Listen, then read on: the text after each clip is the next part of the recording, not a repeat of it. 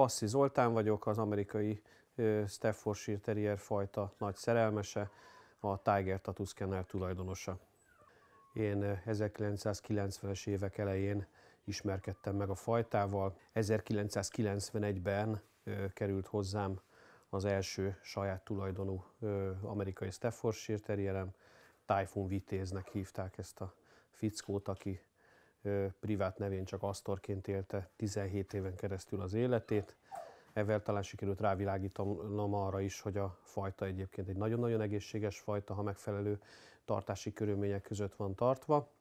Az Amstaffot megelőző időszakban én kutyakiképzéssel foglalkoztam, kutyaiskolákat látogattam zömében az épp akkori kutyáimmal. A legeslegelső kapcsolatom a fajtával az IPM magazin, az Interpress magazin hasábjain keresztül volt, ami számomra meglepő volt, hogy én kisgyerekkorom óta nagyon-nagyon szerettem a kutyákat fajtától függetlenül, és ami meglepő volt, hogy ebben az újságban, hát nyilván ugye akkor még vérvörös kommunizmus volt ebben az országban, és a csúnya imperialista fajtát próbálták bemutatni a laphasábjain keresztül, és ez egy vérengző vadállat, drogdílerek tartják ezeket a kutyákat, gyilkosok, és hát mindenféle egyéb imperialista csőcselék foglalkozik ezzel a fajtával. Na most nekem a kutya, egy pár fénykép is volt erről a fajtáról, nagyon megfogott a kutyának az atletikussága a fényképeken keresztül. Az egyik barátomnak volt két kutyája, volt egy Red Nose Pitbull terrierje és egy tigris csíkos amerikai Staffordshire terrierje, és ami nagyon-nagyon furcsa volt számomra, hát ugye én azt megelőzően azért kizárólag munkára tenyésztett kutyafajtákkal foglalkoztam, ugye a Dobermannal, Schnauzerrel, ugye a kutyaiskolákban német juhászokkal, ilyen kutyákkal múlattam ugye az időt. Ami nagyon-nagyon furcsa volt számomra, hogy az amerikai Staffordshire Terrier az merőben más viselkedésű volt, mint az addig megismert munkakutyák. Egy nagyon-nagyon kedves, egy nagyon-nagyon nyitott kutya volt.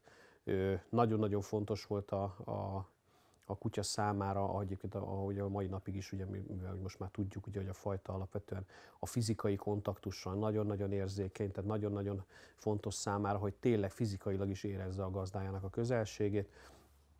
És hát én beleszerettem ebbe a fajtába, minden ember szereti, ha szeretik, aki nem, az valószínűleg beteg, és ez a kutya, ez volt számomra az a mérföldkő, akin keresztül én örökre barátságot, szerelmet kötöttem ezzel a fajtával. Nagyon-nagyon sok ember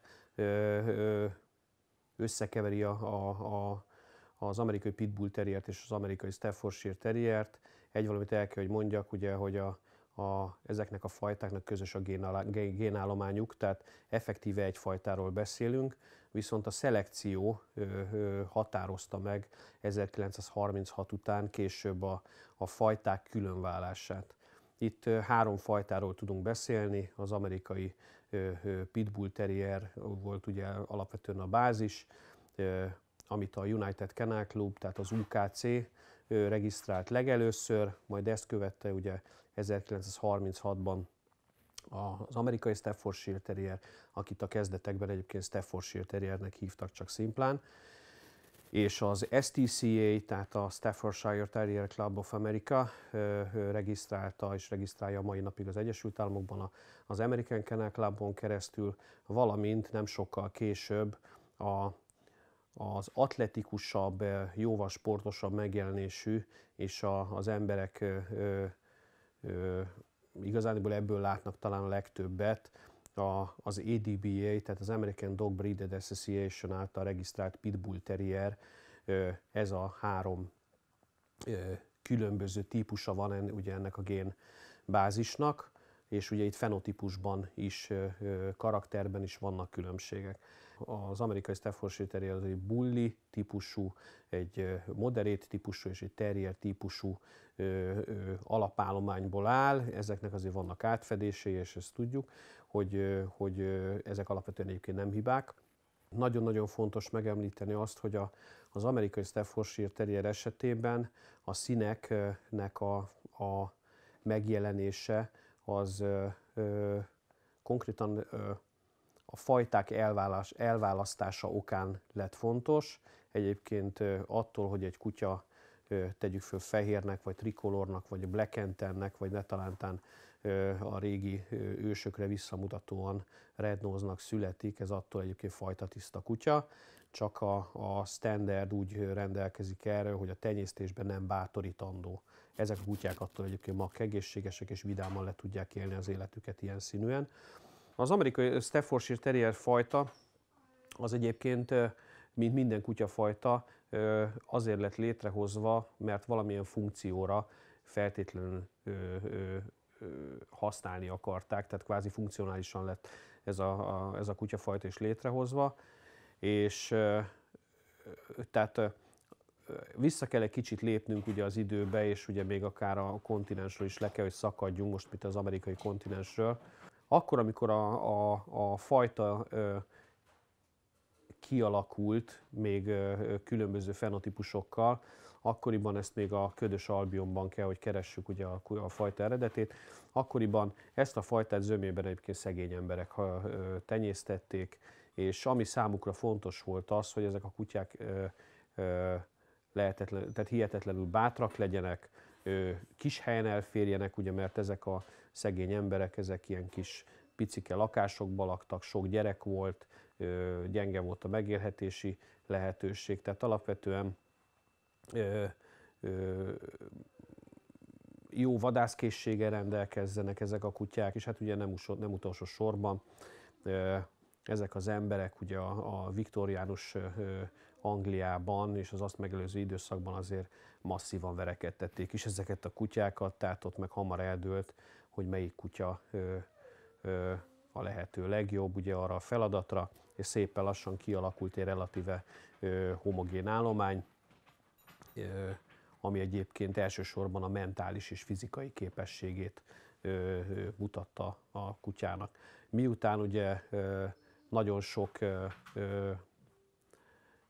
ember áthajózott ugye az új világba, ott ezek a regionális típusok, ezek egy új helyen, új fajtában manifestálódtak, és ezt a fajtát akkoriban Pitbull Terriernek hívták, Half and Halfnak, Fighting Bulldognak, sok-sok egyéb neve volt, viszont egyébként azt tudni kell, és ezt el kell, hogy mondjuk itt ugye ebben a beszélgetésben, hogy ezt a fajtát egyébként a tenyésztők vagy tulajdonosok zöme egyáltalán nem használta harci feladatokra. Ezek a kutyák ugye a nagy területek miatt ugye ott a farmerek kezdték el használni.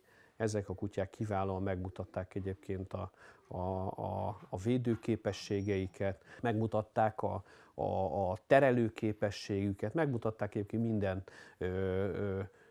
olyan munkában az agilitásukat, amire feltétlenül egy vidéki ember számára fontos volt, hogy egy kutya jól működjön.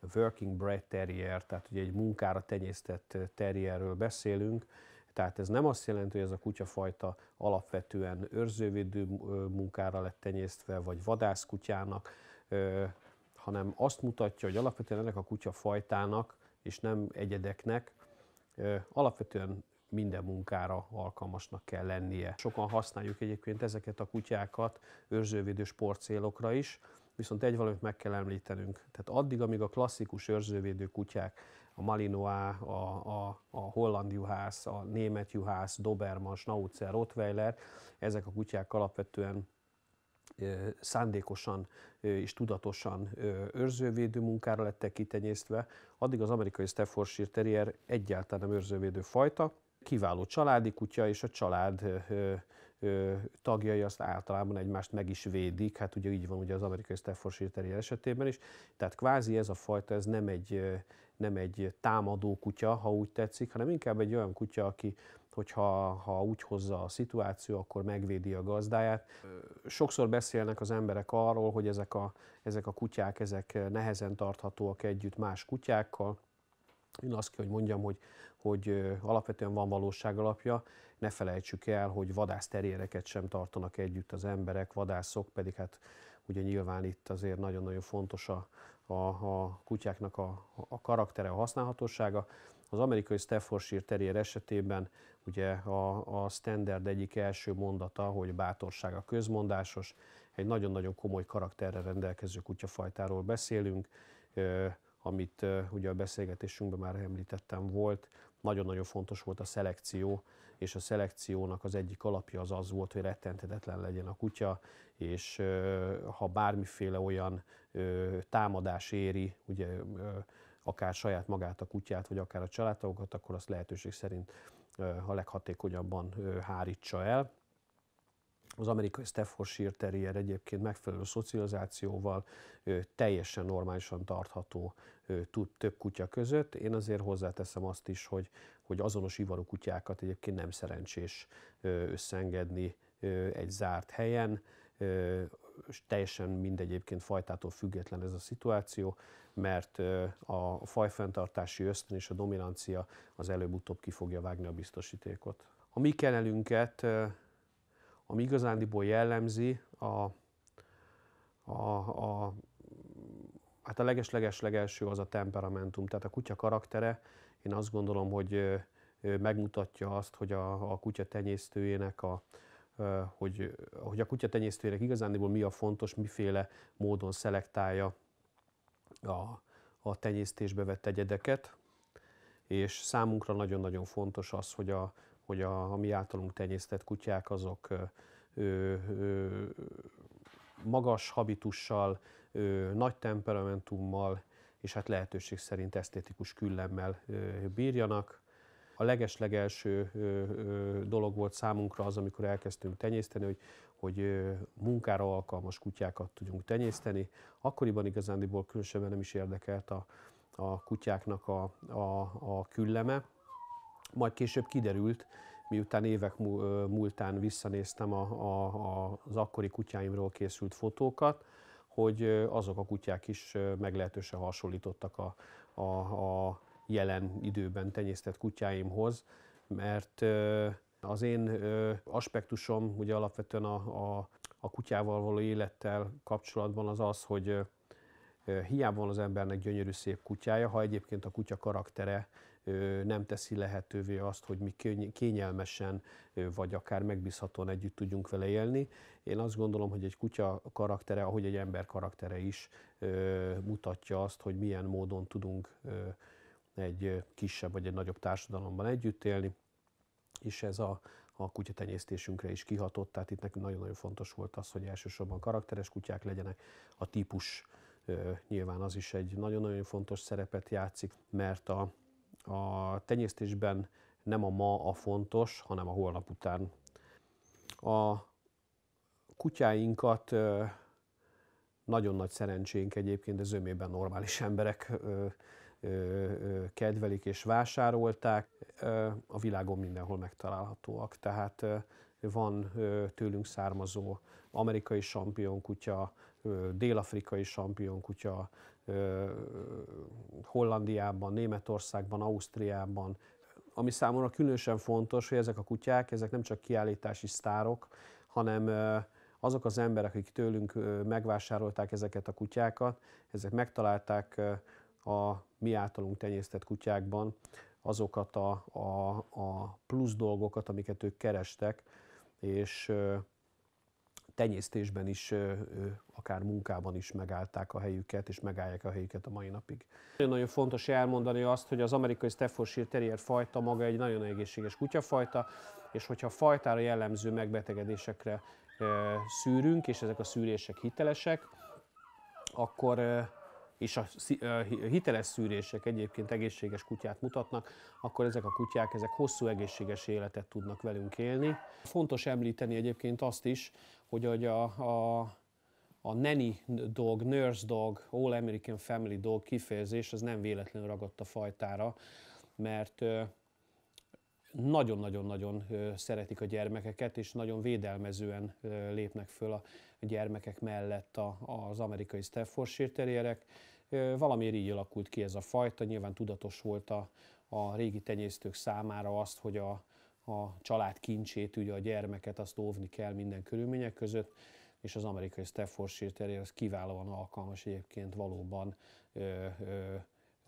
pesztrának, ha úgy tetszik, tehát egy Amstaffra rábízhatjuk alapvetően a gyermekeinket. Ő Tiger Tattoos Working Class Hero, hívónevén Tony, és én azt gondolom, hogy az ő típusa, ő méretbe, az ő mérete és alapvetően a habitusa az nagyon-nagyon jól reprezentálja az amerikai Staffordshire Terrier fajtát. Fontos megemlíteni egyébként azt is, hogy ő fiatal, 20 hónapos kora ellenére egy nagyon-nagyon sikeres kutya. Az életem egyik legjobb kutyája, ha úgy tetszik.